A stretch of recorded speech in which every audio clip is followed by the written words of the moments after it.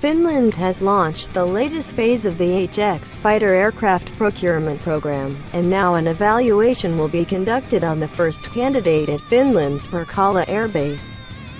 Finnish Ministry of Defense Program Manager Lauri Puranen described it as a testing and verification event for HX candidates.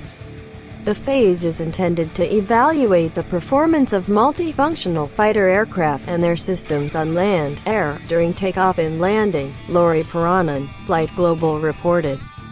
The Typhoon of the Eurofighter consortium was the first fighter to begin the process, with two Typhoon from the British Air Force having been deployed for assessment on the 9th to the 17th of January.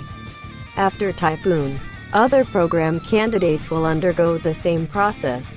Other candidates are Dassault Rafale, January 20 to 28, Saab Gripen E, January 29 to February 6, Lockheed Martin F-35A, February 7 to 17, and Fa-18E, F Super Hornet, February 18 to 26. Finland's operating environment and operating methods may differ from the weather and other users' natural conditions, Puranen noted.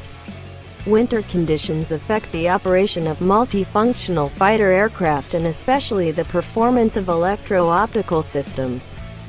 But maybe other active and passive systems as well. Further evaluation activities to be carried out later this year will assess the operational effectiveness of each fighter system by simulating the long-running warfare part of the Finnish defense system, Puranen said.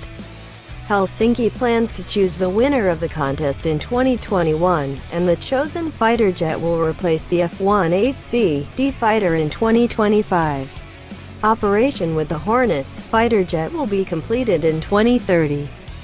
And Syrian fleet data shows active F-jet fighter fleets 18C. Finland totaled about 62 units.